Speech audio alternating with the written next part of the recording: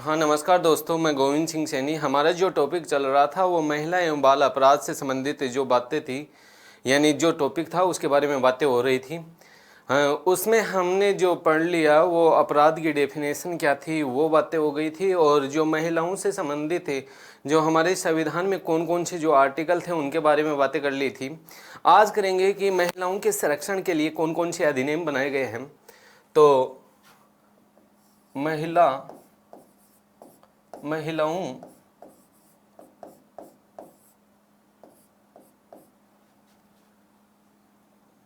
से संबंधित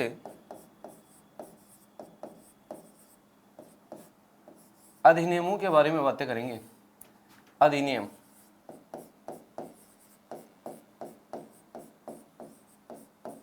महिलाओं से संबंधित अधिनियमों के बारे में बात करते हैं तो सबसे पहले नंबर 1 के अधिनियम तो आता है दोस्तों, लेकिन कौन सा आता है? हिंदू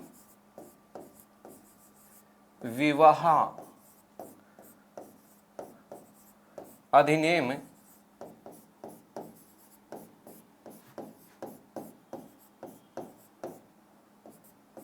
1955। ये अधिनियम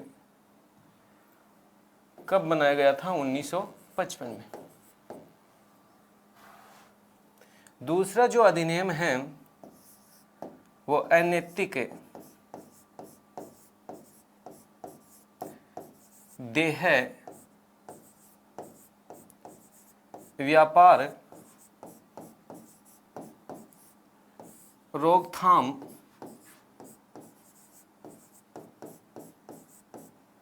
अधिनियम।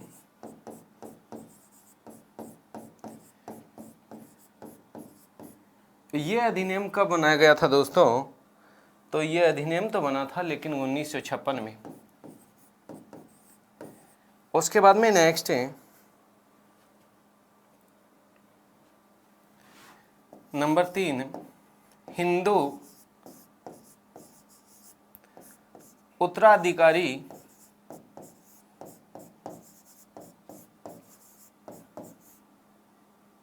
या उत्तराधिकार अधिनियम।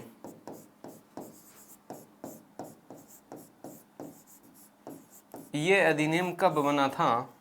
तो ये अधिनियम बना तो था दोस्तों लेकिन 1956 में। उसके बाद में नेक्स्ट अधिनियम तो आता है लेकिन कौन सा आता है? दहेज उन्मूलन अधिनियम, यानी दहेज को जड़ से समाप्त करो। ये अधिनियम तो बनाया गया था दोस्तों, लेकिन बनाया कब गया था? तो हिंदू जो उत्तराधिकारी जो अधिनियम बना था ये 1956 में बना था, जबकि जो दहेज उन्मूलन जो अधिनियम बनाया गया था ये कब बना था? तो ये 1961 में बना था। देखो, उसके बाद में नेक्स्ट गर्भावस्था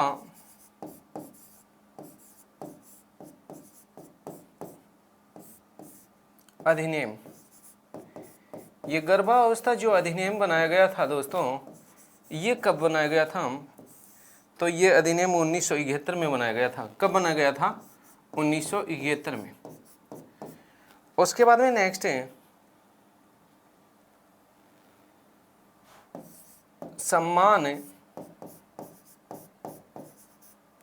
पारिश्रमिक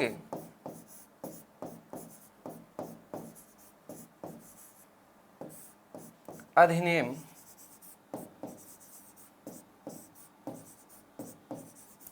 ये अधिनियम तो बनाया गया था दोस्तों, लेकिन कब बनाया गया था? तो 1976 में। उसके बाद में नेक्स्ट अधिनियम तो बनाया गया था लेकिन महिला अश्लील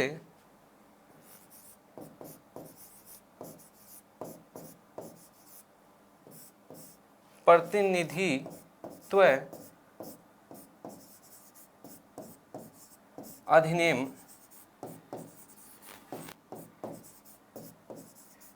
ये अधिनियम तो बनाया गया था दोस्तों, लेकिन कब बनाया गया था? तो 1986 में। उसके बाद में नेक्स्ट है,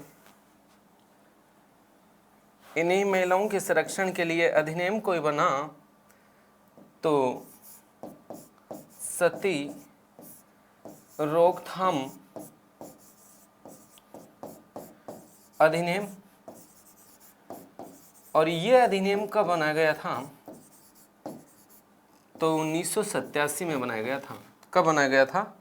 1987 में। तो यहाँ जो महिलाओं के संरक्षण के लिए जो अधिनियम बने हैं उनके बारे में बातें कर रहे हैं। पहला जो अधिनियम था वो हिंदू विवाह अधिनियम 1955 में बनाया गया था।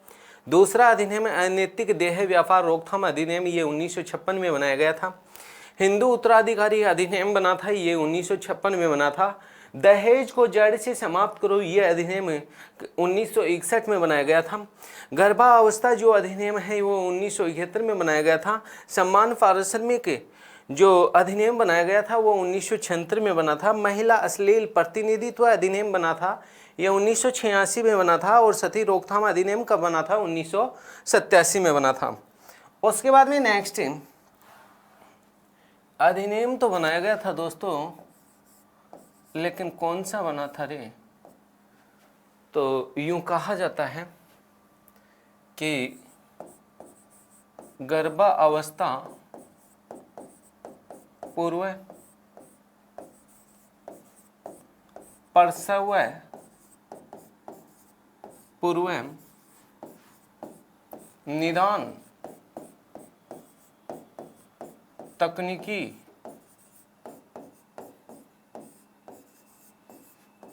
अधिनियम।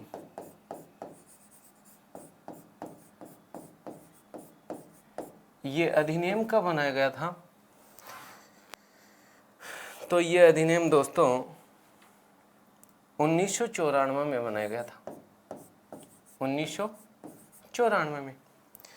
उसके बाद में नेक्स्ट है, अधिनियम तो बना था दोस्तों, लेकिन कौन सा बना था? तो घरेलू हिंसा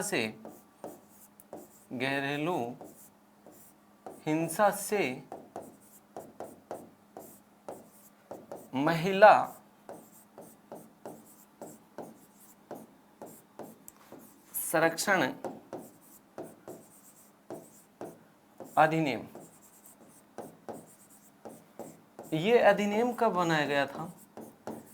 तो ये अधिनियम बना तो था, लेकिन दोस्तों 2005 में बना था। कब बना था? 2005 में। उसके बाद में नेक्स्ट है, कहते हैं कि दोस्तों यूं ही नहीं, एक अधिनियम बना था, और वो कौन सा? बाल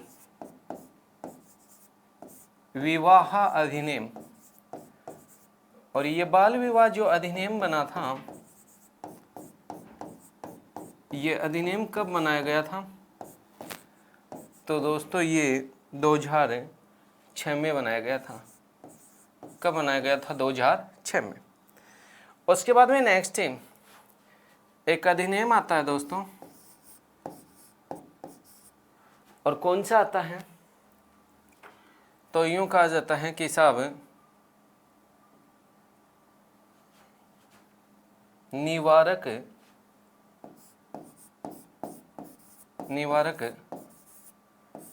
प्रतिषेध एवं प्रतिरोध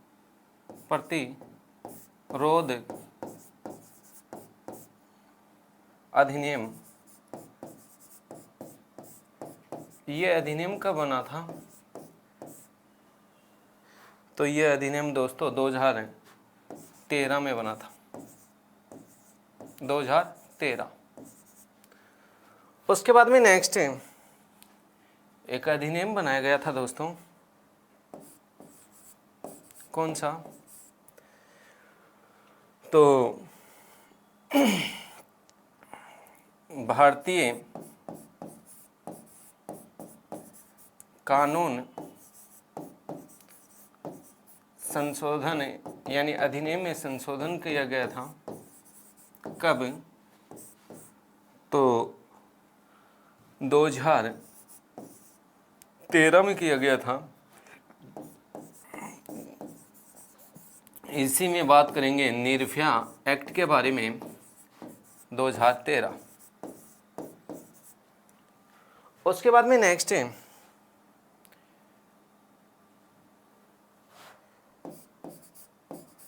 कहते हैं कि दोस्तों यूं ही नहीं बल्कि आगे बात करें तो राजस्थान में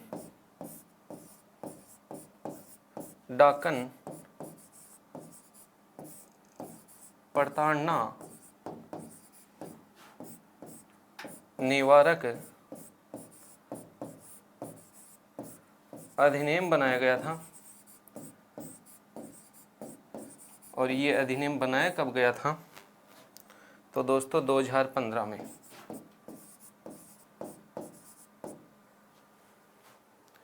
कब बनाया गया था? 2015 में। देखो, एक आता है गर्भावस्था पूर्व प्रसव पूर्व निदान तकनीकी अधिनियम, ये 1994 में बनाया गया था। घरेलू हिंसा से महिला संरक्षण अधिनियम, ये 2005 में बनाया गया था। बाल विवाह जो अधिनियम है ये 2006 में बनाया गया था। निवारक प्रतिषेध एवं प्रतिरोध अधिनियम बनाया गया था, ये 2013 में बनाया गया था। भारतीय कानून संशोधन है, ये 2013 में बनाया गया था। और उसके बाद में नेक्स्ट ये राजस्थान में जो डाकन प्रताड़ना जो निवारण है ये कब बनाया गया था? तो ये 2015 में बनाया गया था। उसके बाद में नेक्स्ट है आपराधिक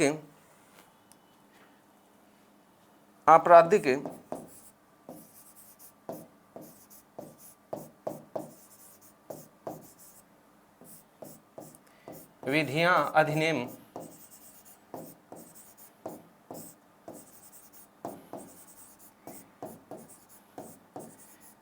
ये कहते हैं कि साहब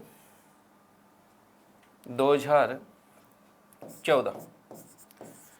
तो महिलाओं के संरक्षण से संबंधित जो अधिनियम हैं उन अधिनियमों के बारे में चर्चा करें तो सबसे पहले हमारी जो बात हुई है वो हिंदू जो विवाह अधिनियम है 1955 उसके बारे में।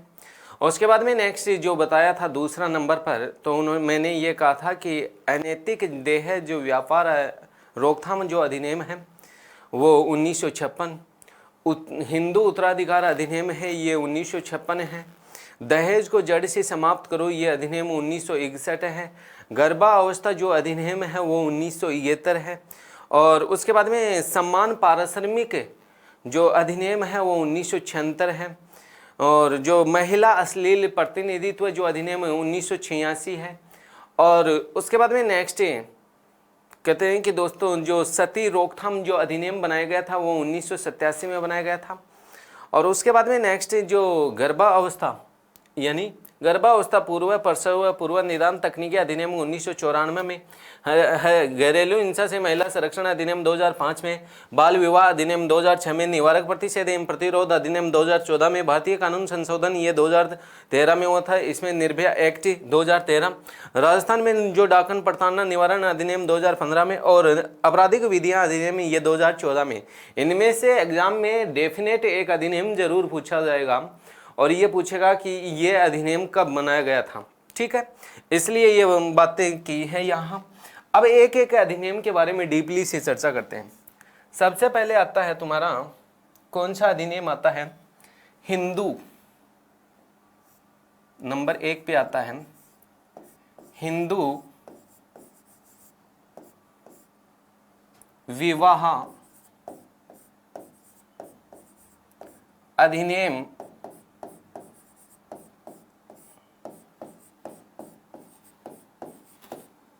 1955। देखो दोस्तों, इसके बारे में क्या कहा जाता है? इसके बारे में कहा जाता है कि साहब जो हिंदू धर्म है, कौन सा धर्म? हिंदू धर्म। इस हिंदू धर्म में विवाह को, किसको? विवाह को एक क्या माना जाता है? तो पवित्र बंधन माना जाता है। विवाह को पवित्र बंधन माना जाता है, जिससे जिससे सृष्टि में तीसरे व्यक्ति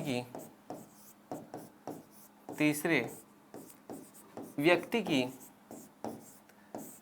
रचना हो सके। यानी जो बंधन बनने के बाद में यानी वंश को चलाने के लिए संतान उत्पत्ति होना अति आवश्यक है, ये हिंदू धर्म में कहा गया है। नेक्स्ट और क्या है, इसमें कहा गया है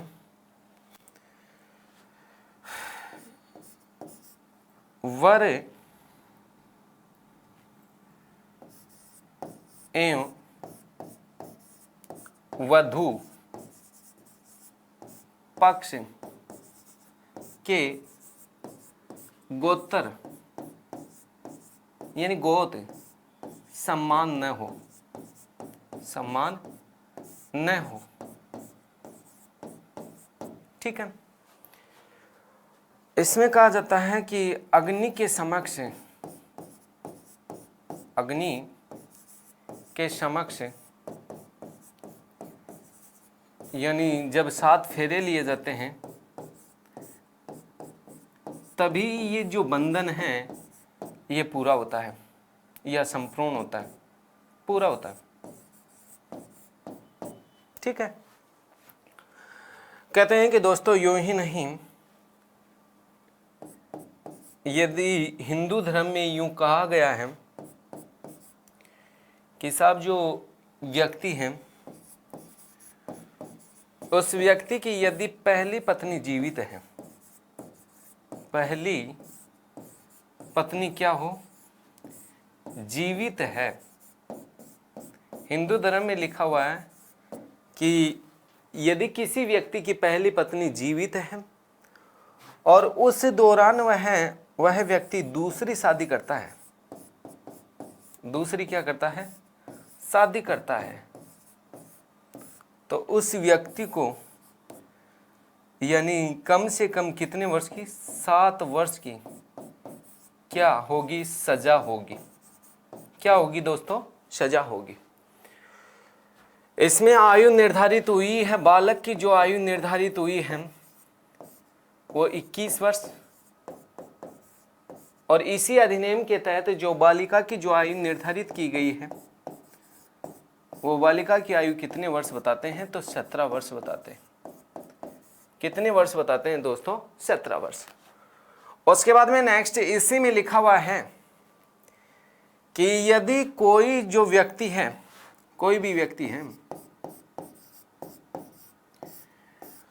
उस व्यक्ति की पहली पत्नी जीवित है, पहली पत्नी क्या हो, जीवित है, और उस पहली पत्नी ने यह कहा कि साहब आप दूसरा विवाह करो ना, यानी दूसरे विवाह के लिए इन्होंने हाँ कर दिया। अब क्यों कर दिया वो तो आप ये स्वयं जाने।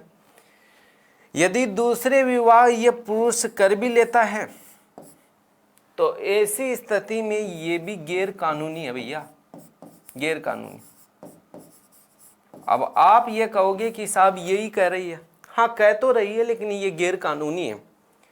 ऐसी स्थिति में ये जो दूसरी शादी करता है, यानी पहली पत्नी की कहने से दूसरी शादी करता है, तो इसके जो भी संतान प्राप्ति होगी वो पहली बात तो जो संपत्ति है उस संपत्ति में हिस्सेदार नहीं होगी, वो स्वयं भी नहीं होगी, उसकी संतान भी नहीं होगी, क्योंकि पहली जो पत्नी है वो ही उत्तराधिकारी के रूप में कार्य करेगी, उसकी संतान ही उत्तराधिकारी बनेगी।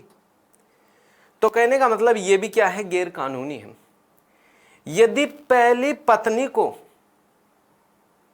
पत्नी वाली जो बात है वो दूसरी पत्नी को नहीं बताता है और उससे शादी कर लेता है, दूसरी महिला से शादी कर लेता है, तो ऐसी स्थिति में जो दूसरी महिला है वो मुकदमा दर्ज कर सकती है, और मुकदमा दर्ज के तहत कहते हैं कि उस महिला को यानी उसकी जो संपत्ति है उसमें क्या दिया जाएगा, यानी बराबर की हिस्सेदारी दी जाएगी।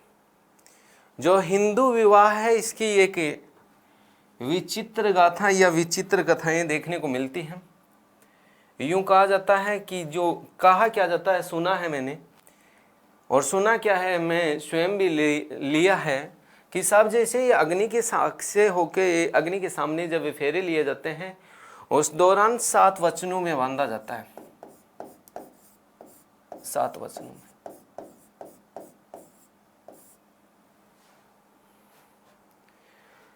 7 वचन कौन कौन से है? तो पहला वचन ही जो कन्या है वो लेती है कि साहब आप कहीं भी तीर्थ यात्रा पर जाते हो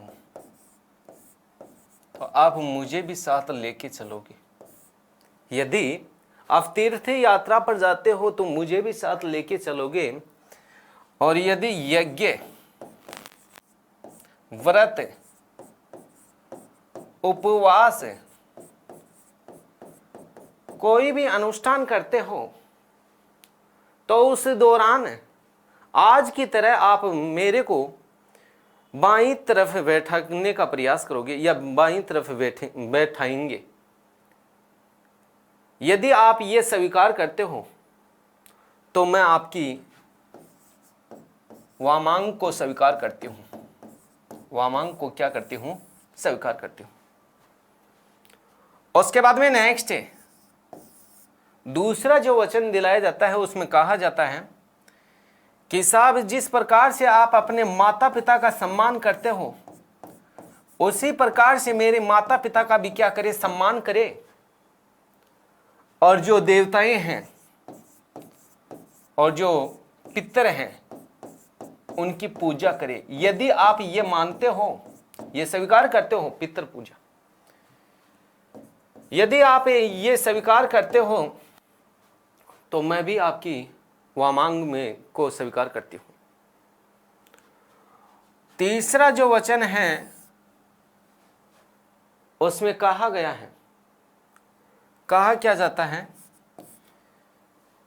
कि साहब पहले तीसरा क्या, पहले चौथा देख लो। यदि परिवार है,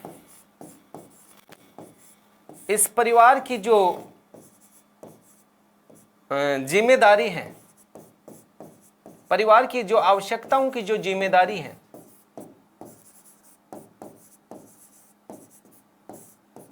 आवश्यकताओं की जिम्मेदारी,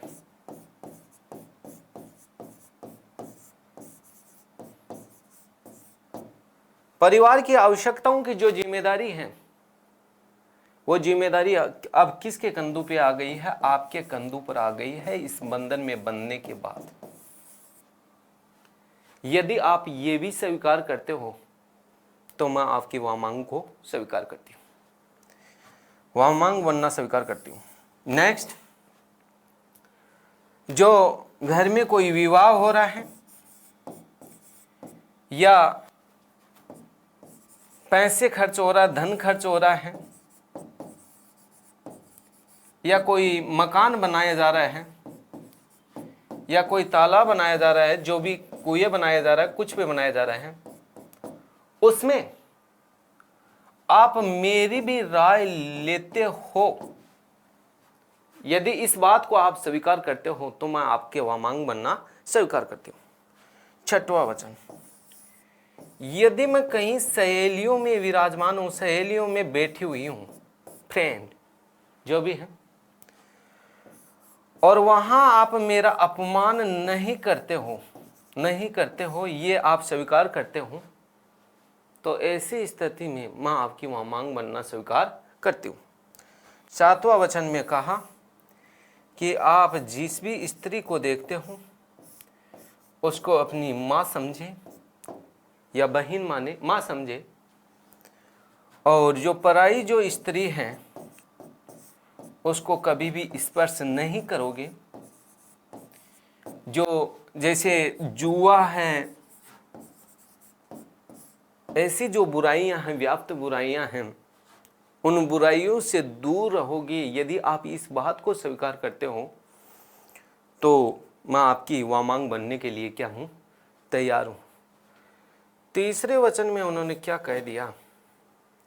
माता पिता हो ही गया, आवश्यकताओं की जिम्मेदारी हो ही गया। तीसरा वचन मेरे को ध्यान में नहीं आ रहा कि उन्होंने क्या कहा था, कैसे कहा था। तो ये बात समझ में आई होगी कि जो फेरों के दौरान यानी जो अग्नि के समक्ष मानकर यानी अग्नि के सामने रहकर क्या 7 फेरे लिए जाते हैं, तभी 7 वचन निभाए जाते हैं।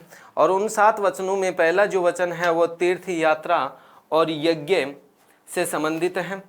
और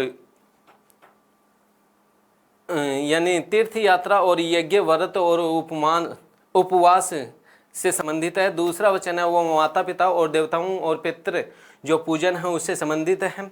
चौथा बताया वो परिवार की जो जिम्मेदारी हैं, आवश्यकताएं हैं, वो अपने कंधों पर संभालना। पांचवा है वो विवाह और जो धर्म है, इसके जो खर्च है, मकान है, तालाब हैं, कुएं हैं, इनसे संबंधित यदि पैसे खर्च करते हों तो ऐसी स्थिति में यानी उनकी राय लेना अति आवश्यक है। और सहेलियों में यदि वो बैठी हुई हैं तो उस दौरान क्या नहीं, उस दौरान यानी उनका अपमान करना क्या है, यानी अपमान नहीं करना चाहिए। यदि ऐसा करता है तो वो आपकी वामांग बनना स्वीकार नहीं करेगी। और किसी भी स्त्री को देखते हैं उसको अपनी माँ, और यदि कोई भी पराई जो स्त्री है उसको स्पर्श न किया जाए। और जुआ जैसी जो बुराइयां हैं उनका क्या करेगा, यानी त्याग करेगा यदि है तो, यदि नहीं है तो अच्छी बात है। और जो तीसरी जो वचन है उसमें कहा गया है कि जो जीवन की जो 3 अवस्थाएं होती हैं, कितनी अवस्थाएं, 3 अवस्थाएं कौन कौन सी होती है। एक होती है युवा अवस्था, एक होती है प्रौढ़ावस्था। युवा अवस्था, प्रौढ़ावस्था और वृद्धावस्था।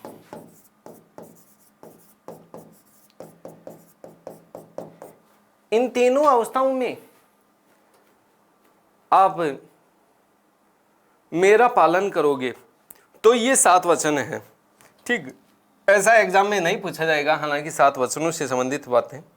दूसरा अधिनियम है, इसके बारे में चर्चा करते हैं दोस्तों। दूसरा अधिनियम कौन सा है? अनैतिक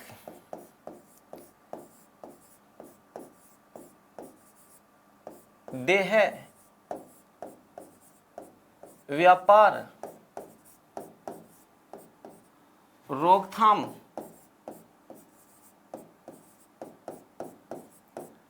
अधिनियम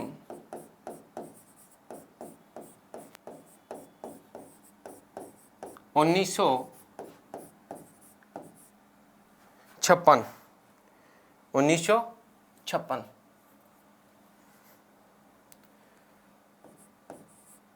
देखो दोस्तों, इसमें क्या लिखा हुआ, कैसे लिखा हुआ?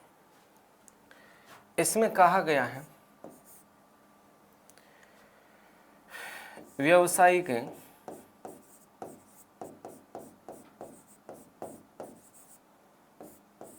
यौन उत्पीड़न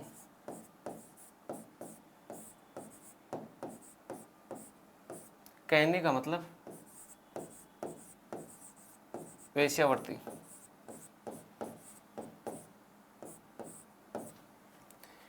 व्यावसायिक यौन उत्पीड़न के उद्देश्य से किए जाने वाले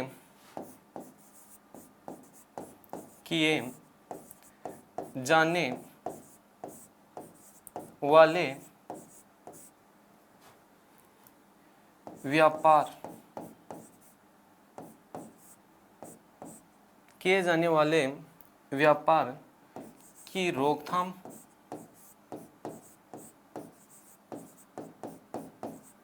और इसमें सुधार के लिए यह अधिनियम बनाया गया है। सुधार के लिए यह अधिनियम बनाया गया है। इसमें कुछ पॉइंट हैं दोस्तों, वो देखते हैं।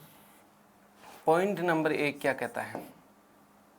पॉइंट नंबर 1 कहता है कि कोई व्यक्ति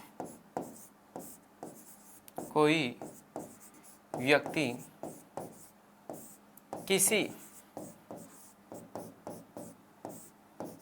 बच्चे एवं नाबालिग द्वारा किए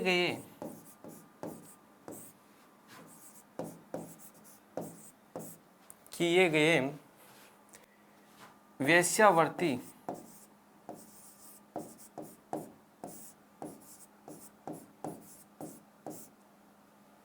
की कमाई पर रहता है तो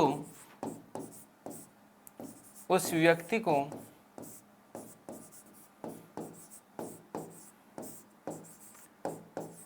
कम से कम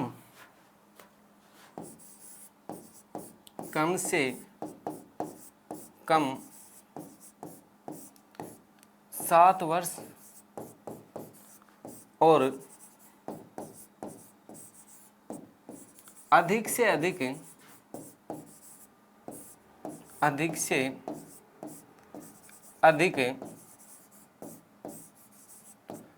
10 वर्ष की सजा होगी।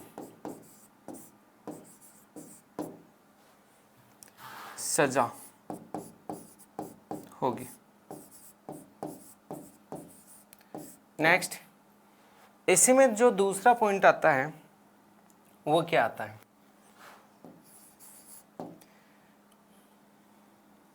कोई व्यक्ति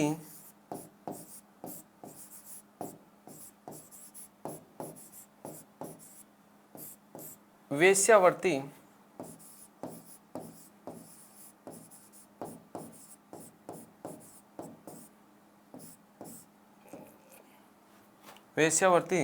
पर जीवन यापन करता है। कोई व्यक्ति वेश्यावृत्ति से जीवन यापन करता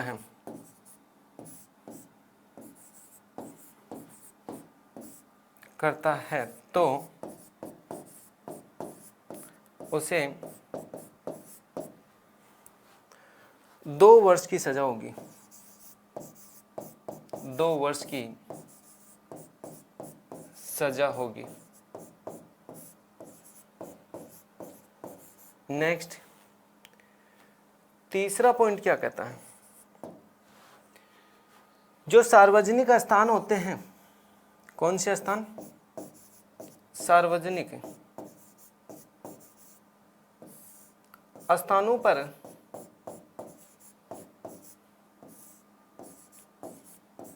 अश्लीलता का प्रदर्शन करता है। अश्लीलता का प्रदर्शन करता है तो ऐसी स्थिति में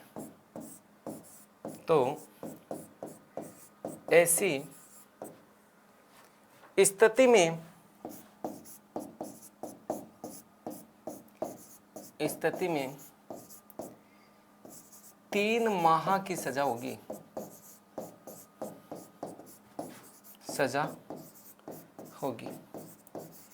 ये बात यहां तक समझ में आई क्या?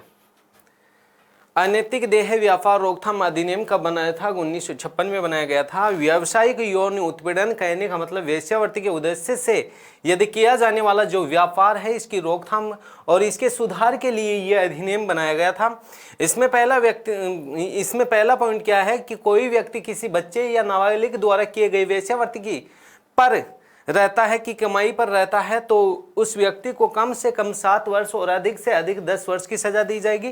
कोई व्यक्ति यदि वेश्यावृत्ति से जीवन यापन करता है तो उस व्यक्ति को यानी 2 वर्ष की सजा दी जाएगी। सार्वजनिक स्थानों पर अश्लीलता का कोई प्रदर्शन करता है तो ऐसी स्थिति में उसको 3 माह की सजा होगी। उसके बाद में नेक्स्ट है नंबर 4।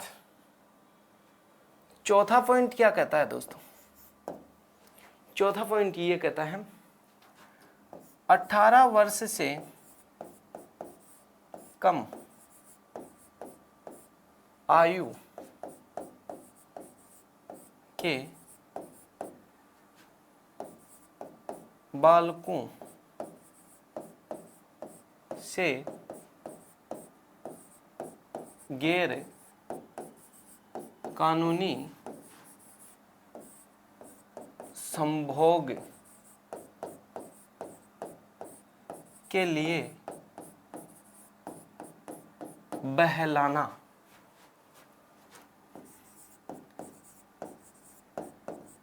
बहलाना भी बोलते हैं इसको, फुसलाना भी बोलते हैं, फुसलाना।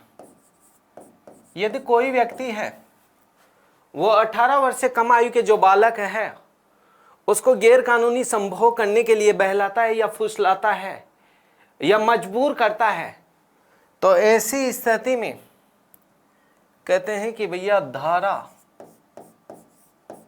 366 के तहत उस व्यक्ति को रे कितने वर्ष की, तो 10 वर्ष की सजा होगी, 10 वर्ष की सजा, और इसके साथ साथ जुर्माना भी होगा। कोर्ट चाहिए तो ये दोनों भी हो सकते हैं, 10 वर्ष की सजा और जुर्माना। नेक्स्ट 5वां पॉइंट क्या कहता है, ये कहता है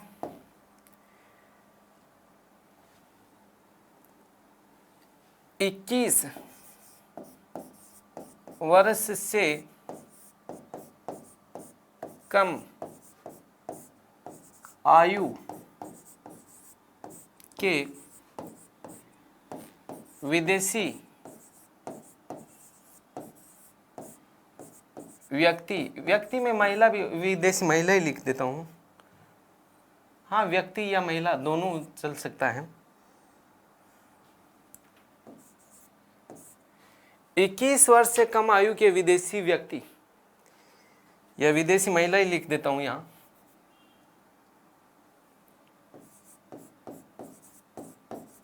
महिलाओं का आयात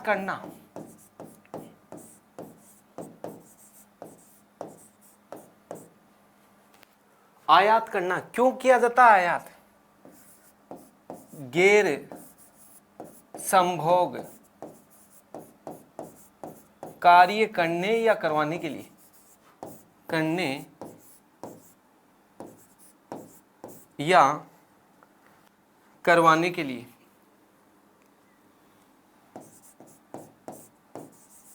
करवाने के लिए। तो ऐसी स्थिति में कहते हैं कि दोस्तों उस व्यक्ति को भी धारा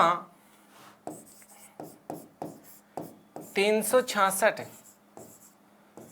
ख के तहत उस व्यक्ति को 10 वर्ष की सजा या जुर्माना।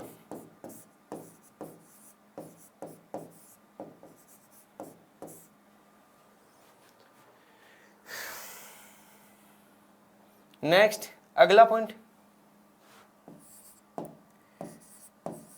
वेश्यावृत्ति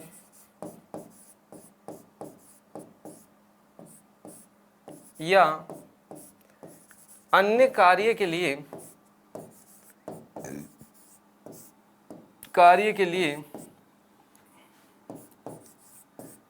बच्चों को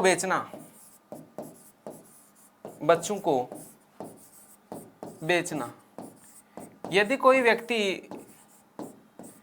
है, यदि ये वेश्यावृत्ति या अन्य कार्य के लिए किसी भी बच्चे का व्यापार करता है, तो ऐसी स्थिति में जो धारा 372 के तहत उस व्यक्ति को यानी कितने वर्ष, 10 वर्ष की सजा या जुर्माना दोनों भी हो सकता है।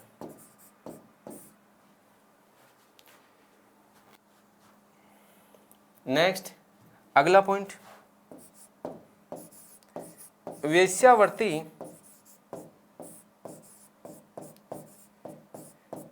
या अन्य कार्य के लिए कार्य के लिए बच्चों को खरीदना।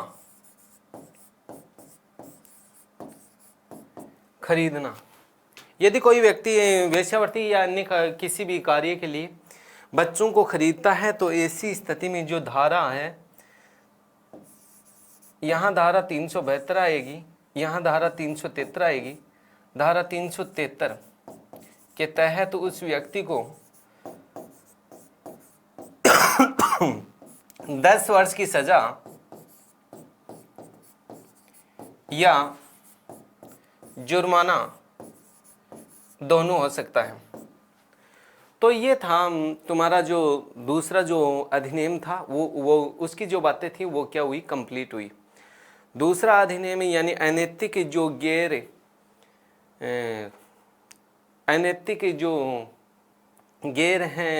व्यापार हैं, उसको रोकथाम के लिए ये अधिनियम बनाया गया था।